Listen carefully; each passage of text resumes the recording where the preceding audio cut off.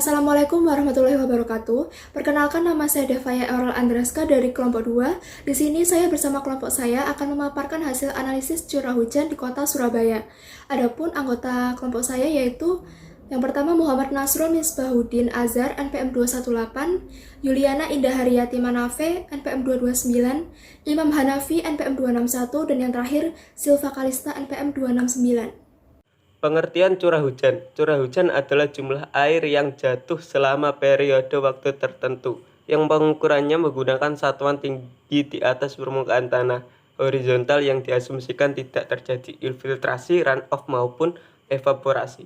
Definisi curah hujan atau yang sering disebut presipitasi dapat diartikan jumlah air hujan yang turun di daerah tertentu dalam waktu tertentu.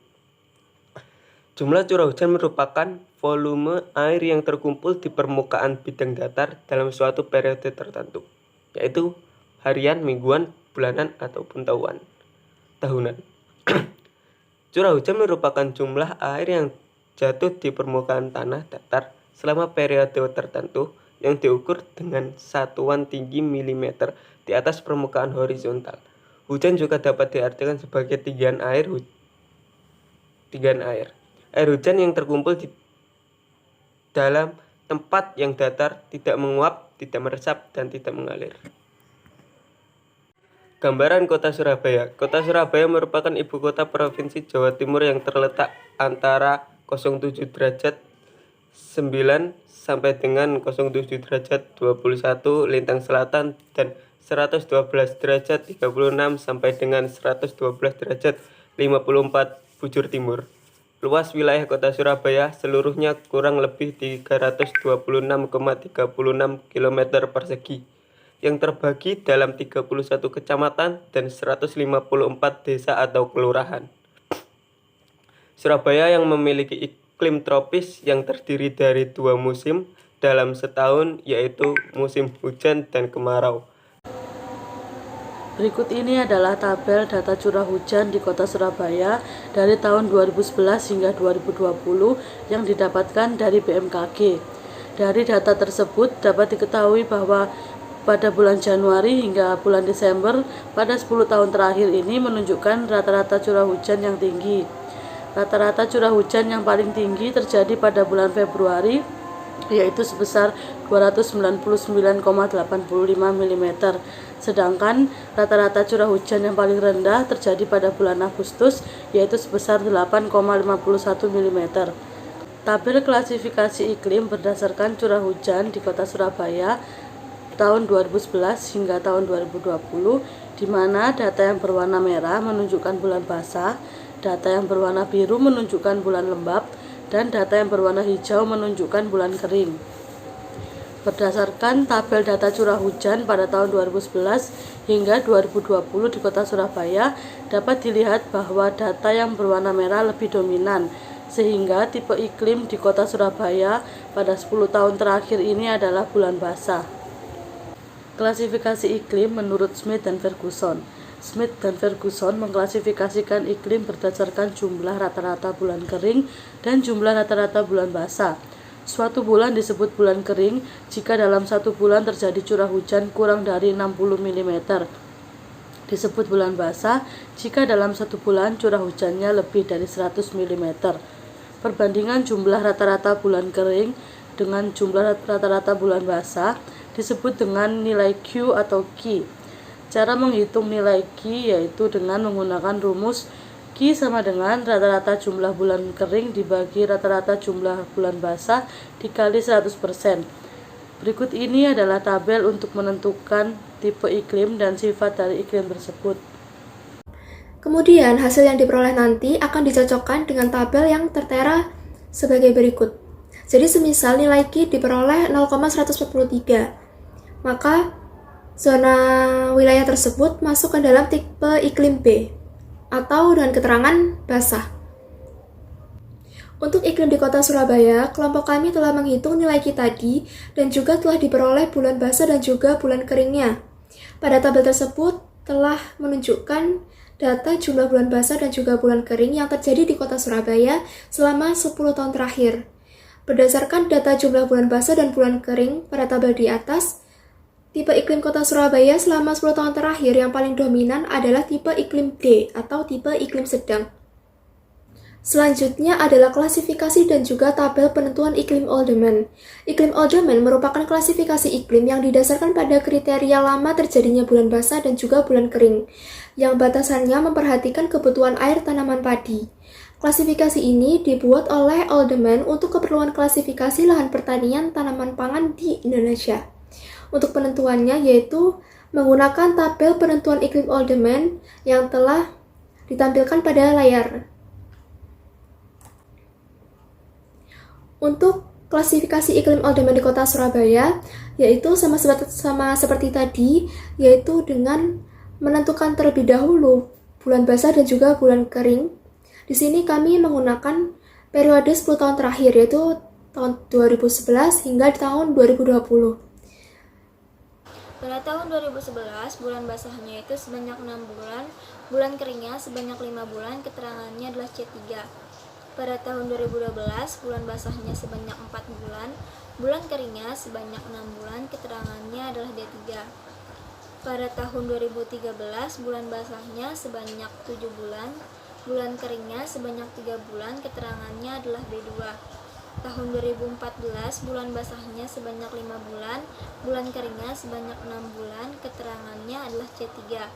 Tahun 2015, bulan basahnya sebanyak 6 bulan, bulan keringnya sebanyak 5 bulan, keterangannya adalah C3. Tahun 2016, bulan basahnya sebanyak 10 bulan, bulan keringnya sebanyak 1 bulan, keterangannya adalah A1. Tahun 2017, bulan basahnya sebanyak 6 bulan, bulan keringnya sebanyak 5 bulan, keterangannya adalah C3. Tahun 2018, bulan basahnya sebanyak 6 bulan, bulan keringnya sebanyak 4 bulan, keterangannya adalah C3. Tahun 2019, bulan basahnya sebanyak 5 bulan, bulan keringnya sebanyak 7 bulan, keterangannya adalah C4. Tahun 2020, bulan basahnya sebanyak 6 bulan, bulan keringnya sebanyak 4 bulan, keterangannya adalah C3. Berdasarkan data jumlah bulan basah dan bulan kering pada tabel di atas, tipe iklim kota Surabaya selama 10 tahun terakhir adalah zona C, yaitu C3. C3 di sini mendominasi karena paling banyak terjadi, yaitu pada tahun 2011, 2014, 2015, 2017, 2018, dan juga 2020. Selanjutnya saya akan menyampaikan tentang tanaman semusim. Tanaman semusim yang tumbuh di Surabaya antara lain padi, jagung, kacang hijau, ketela pohon, kacang tanah, dan jeruk siam. Padi merupakan tanaman semusim dan dapat ditanam di musim kemarau ataupun hujan. Pada musim kemarau, produksi padi dapat meningkat, asalkan irigasi selalu tersedia. Jagung merupakan hasil tanaman pangan semusim terbanyak di Surabaya. Selanjutnya, hasil tanaman pangan yang dihasilkan di tahun 2014, namun tidak dihasilkan di tahun 2015 adalah ketela rambat dan kacang tanah. Dari kategori tanaman buah-buahan, terdapat tanaman jeruk siam dan beberapa jenis buah-buah lainnya. Selain itu, masih ada beberapa tanaman yang termasuk ke dalam tanaman semusim di kota Surabaya. Tanaman tahunan. Tanaman tahunan adalah tanaman yang terus tumbuh setelah bereproduksi atau menyelesaikan siklus hidupnya dalam jangka waktu lebih dari 2 tahun. Tanaman yang pada umumnya berumur lebih dari 1 tahun dan pemungutan hasilnya dilakukan lebih dari 1 kali dan tidak dibongkar sekali panen. Contohnya adalah cengkeh, kakao, karet, kopi, kelapa, kelapa sawit, teh, jambu mente, kemiri, kapuk, kayu manis, kina, lada, pala, dan lain-lain. Kita ambil salah satu contoh yaitu jambu mente dengan harga 10.000 per kilogram untuk lahan seluas setengah hektar dapat menghasilkan 700 sampai 800 kg per musim sehingga penghasilan bisa mencapai 7 juta hingga 8 juta untuk sekali panen. Dikarenakan tumbuhan ini tumbuhan tahunan, maka kita tidak perlu untuk menanam bibit baru. Perikanan. Secara umum, keadaan topografi kota Surabaya memiliki ketinggian tanah berkisar antara 0 sampai 20 meter di permukaan laut. Sedangkan pada daerah pantai ketinggiannya berkisar antara 1-3 meter di atas permukaan air laut. Sektor perikanan di kota Surabaya terdiri dari perikanan tangkap dan perikanan budidaya. Perikanan budidaya masih mendominasi jika dibandingkan dengan perikanan tangkap. Kota Surabaya dikategorikan sebagai di daerah yang bersuhu panas. Sumber daya ikan yang tersedia di perairan Surabaya pada umumnya terdiri dari udang dan sejumlah ikan dan binatang air lainnya dengan nama lokal seperti keting, ikan bulu ayam, gelomo, sembilang, grago, teri, rajungan, kepiting, lobster, dan kerang darah. Aktivitas penangkapan ikan di kota ini berlangsung sepanjang tahun. Hal ini disebabkan terlindungnya perairan Selat Madura, sehingga dapat menekan berbagai macam gangguan terutama dari gangguan alam. Pengairan. Air mampu meningkatkan indeks pertanaman atau IP petani. Keberadaan irigasi juga menjadi faktor penting bagi petani untuk meningkatkan produktivitas. Namun sistem pengairan masih menjadi persoalan di Surabaya, sehingga harus ada perbaikan. Menurunnya kinerja jaringan irigasi tingkat primer, sekunder, dan tersier akibat umur bangunan dan fungsi layanannya menjadi persoalan. Jaringan irigasi yang belum dikembangkan setelah berakhirnya pembangunan infrastruktur sumber daya airnya. Fokus utama pembangunan pertanian di Surabaya adalah mengoptimalkan infrastruktur yang sudah ada, seperti perbaikan infrastruktur irigasi dan bukan menambah bendungan-bendungan baru. Salah satunya adalah meningkatkan program rehabilitasi jaringan irigasi tersier atau RJIT. Kementerian Pertanian atau Kementan sangat dirasakan manfaatnya oleh para petani yang membuat ketersediaan air terjamin dan hasil panen lebih banyak.